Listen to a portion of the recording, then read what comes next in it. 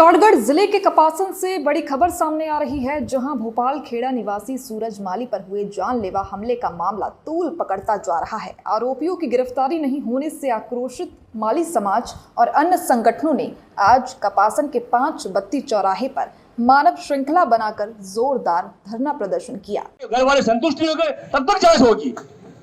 और मैं तो कह रहा हूं, ये अपराधी जो भी हो, इस कपासन की धरती पर जब तक प्रशासन उनकी दोनों चारों टांगे तोड़ कर बंदूक नहीं निकालेगा, ये न्याय नहीं मिल सकता है। आपको इसी 2-4 आदमी को लाकर पकड़ के गिरफ्तार फिट कर दोगे, ये मुलजिम है, हम नहीं मानेंगे। पूरी की पूरी जांच करवाएंगे, इस कपासन की धरती को बताएंगे, क्योंकि सवाल कपासन का है। बंधुओं आंदोलन आएंगे, मुद्दे बनेंगे, कपासन में हम चलते रहेंगे। आज तक चलता है। इतनी बड़ी संख्या में इस गर्मी में कपासन की जनता यहाँ खड़ी है, तो कहीं की हमारे बीच में शासन के प्रति आक्रोश है, हमको न्याय की उम्मीद है, इसलिए हम सब यहाँ बैठे हुए हैं। मैं माली समाज को धन्यवाद दूंगा, मैं धोबी खेड़ा व्यक्तियों के समाज को धन्यवाद दूंगा, कपासन नगर को धन्यवाद दूंगा कि आप किसी जन समस्या के लिए आप अड़ना सीख गए, आप लड़ना सीख गए। बहुत से अधिकारी हैं संपर्क में मेरे, वो कपासन की जनता को पता नहीं होता क्या है।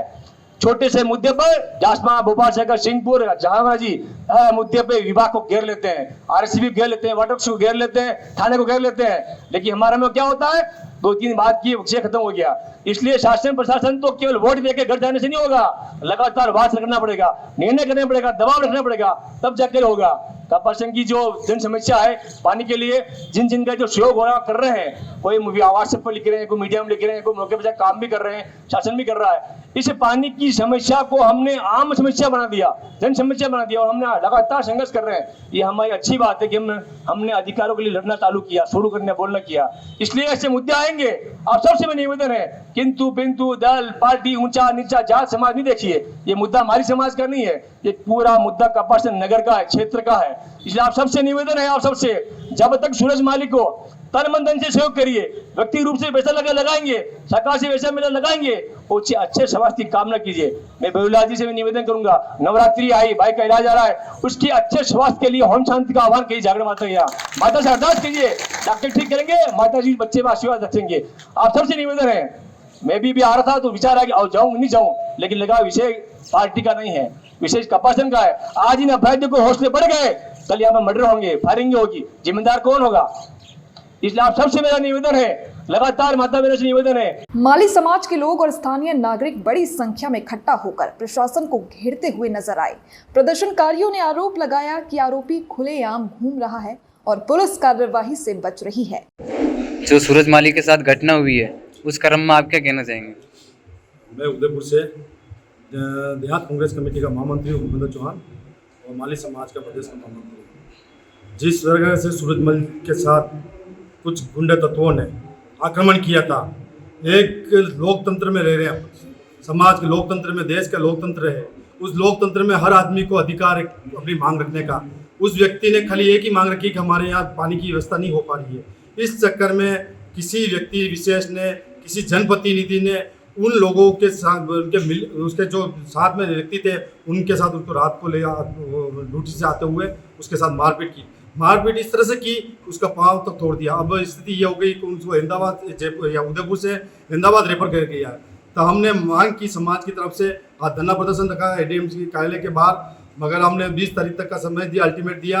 अगर 20 तारीख तक इस जो भी जिसने कृत्य किया, चाहे वो कितना भी बड़ा नेता हो, उसके रिश्तेदार, भाई भतीजावाद कोई भी हो, अगर जब तक उसको गिरफ्तार नहीं किया, तो अगर 20 तारीख को जिस तरह का आंदोलन होगा, और राजस्थान में, पूरे राजस्थान में माली समाज और हर समाज ने हमें समर्थन दिया, सभी समाज के बंधुओं ने हमें समर्थन दिया, उसका मैं शुक्रगुजार हूँ। मगर जो आंदोलन होगा 20 तारीख का, वो भव्य आंदोलन होगा, इसके जिम्मेदार प्रशासन होगी और राजस्थान की सरकार होगी। जब राजस्थान की सरकार के मुख्यमंत्री की अभी तक नींद नहीं खुल रही है, इतना बड़ा हादसा हो गया, किसी व्यक्ति विशेष ने उसके साथ इतनी बड़ी मारपीट कर दी, आदमी भी स्थिति बहुत गंभीर स्थिति चल रही है, अहमदाबाद में रेफर हो चुका है आदमी, और इस तरह का गरीब घर का व्यक्ति था। तो मैं प्रशासन से मांग करके आया, आज अल्टीमेटम देके आया प्रशासन को कि अब 24 घंटे के अंदर 20 तारीख तक का समय दिया, 20 तारीख को उग्र आंदोलन होगा अगर इनकी गिरफ्तारी नहीं हुई। और हम ये भी चाहते हैं कि सीबीआई से जाँच की जाए, इस तरह से किस नेता का हाथ है इसके पीछे।